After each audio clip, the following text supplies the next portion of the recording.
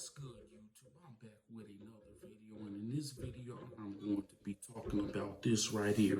This is the XB7 Xfinity Gateway Modem. I had this for a couple of days now, and I couldn't be more satisfied, couldn't be more happy. Before we get started, hit that like, hit those like and subscribe buttons down below, and hit that notification bell so you can be notified when I drop future videos. Okay, this is the XB7 Gateway Modem. It's Xfinity's new model gateway from the previous version, which was the Gateway Xfinity XB6. This modem, it's everything you can hope for. And a little bit of differences between this one and the previous version, which is the XB6. First of all, the speeds on this are incredible. My wired speeds, I get 1.1 gigabit speeds.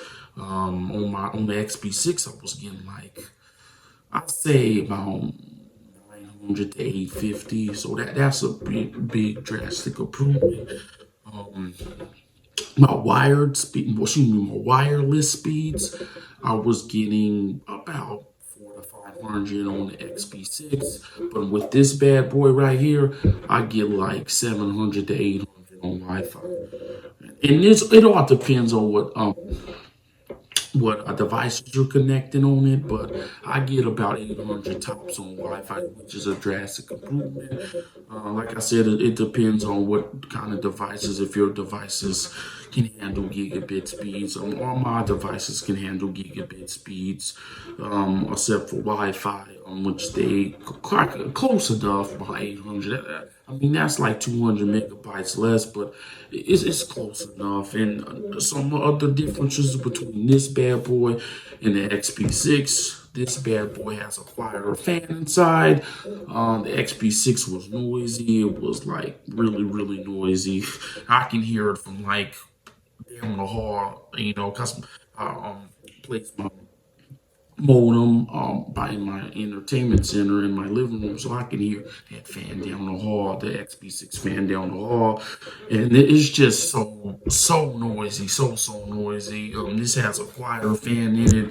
The XB6 suffered from heat issues. This one does not.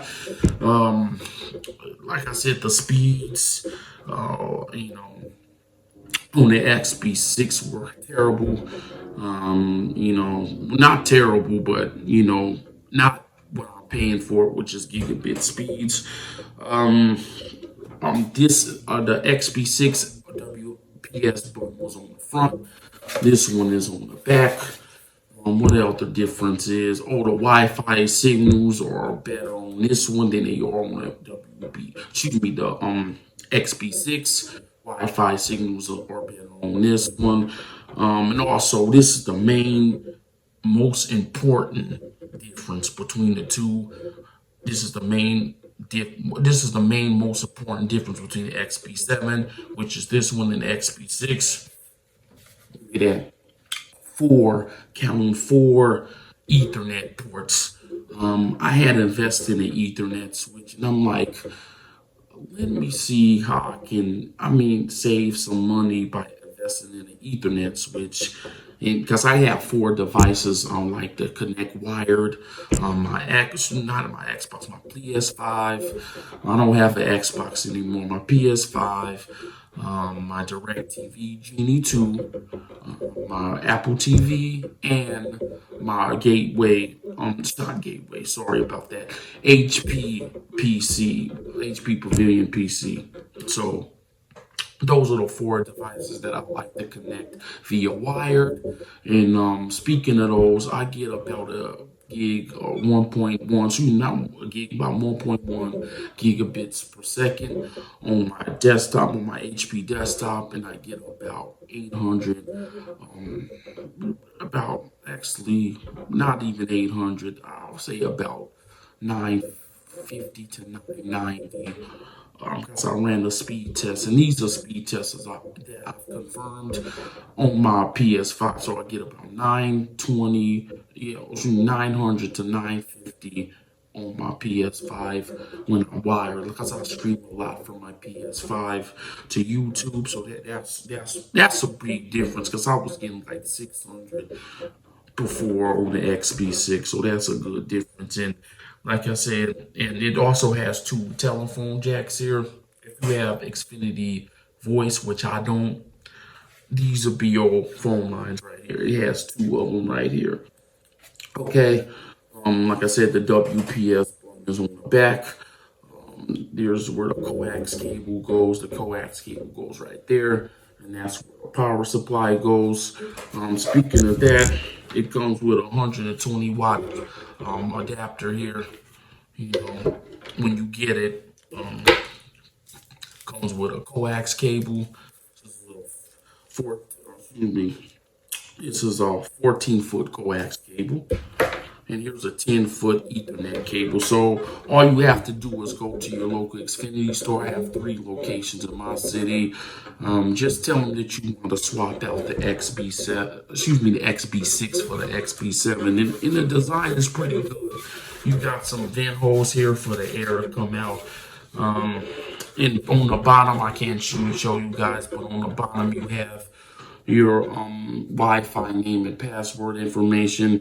And if you download the Xfi app, you can set it up where you could just scan the QR code on the bottom here, and it's a breeze to set up. You scan that code, it recognizes.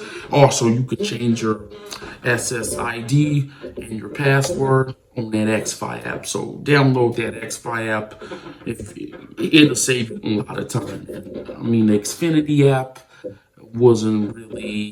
it's not really for setting up. Like, it's really for like paying your bills and checking your data and stuff like that, but it's not for setting up your home gateway, So speaking of the Xfinity app, I also purchased because they give you like 1.2 terabytes a month. Okay, you get 1.2 terabits, not terabits of data. They give you like 1.2 terabytes of data. I find myself going over that, so I invested in an unlimited plan. They have an unlimited plan, so shout out to Xfinity for having this unlimited plan, because like for a month, I mean, all the streaming I do, and like I download a lot of videos and stuff, and it's like, it goes, okay. And just tell them that you want the unlimited plan. I think I pay like about $90 for everything a month for this, for the gigabit speed and the unlimited data, which is really not bad, in my opinion. A little bit under $100, but it's worth it. Xfinity was one of the best internet service providers out there. Because I don't have a fast DSL in my area, so I have to get Comcast Xfinity. Okay, guys. What I'm gonna do is I'm going to set this up right now, and I'm going to come back, and I'm gonna set this up, and I'm gonna show you guys how it sets up and the lights and everything on it. So I'll be right back. Hey guys, I'm back. So as you can see, I've hooked the modem up right here. As you can see, my 4 devices are connected via wired Ethernet. There is the coax cable at the bottom, and it runs right there through that socket right there. Don't mind that DSL box, because that is an old DSL box that I had when I first got here. I'm thinking about taking it out. So it comes, the cable comes directly from my wall, and my cable box, the main box, is downstairs in the garage. So yeah, so about to plug this up so you guys can see how it it turns on here. So, and make sure when you do screw your coax cable in the wall socket right here and in the modem that you screw it tight, because you may lose your cable signal if you do not screw it tight. So make sure you screw it tight. Okay, so here we go. Move this back. Okay, there we go. So as you can see, there's an orange light on the Xfinity modem right there. This orange light is going to blink several times. That means it's starting up.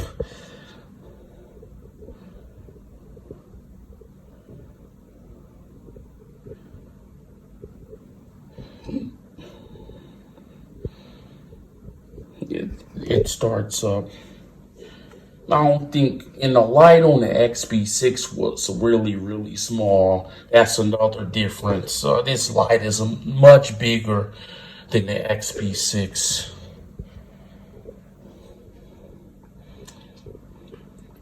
Let it load up here. I got my DirecTV Genie 2 right here. Just like right next to it, so yeah. Now it turned green from orange, so now it's blinking green. And finally it stopped blinking, and now it's frosted Cheerio frost white, solid white. So you want to look for a solid white light. That means you're online, and that means you're hooked up to your gateway when it's solid white like that. Okay, so thanks for watching my video, guys. I have more videos coming, more streaming for my PS5 coming. I'm gonna do like about one more mock draft, like a week before the draft, another mock coach draft. So be on the lookout for that, and I'll see y'all on the next video. Okay, be safe, and I'll see y'all on the next one. Peace.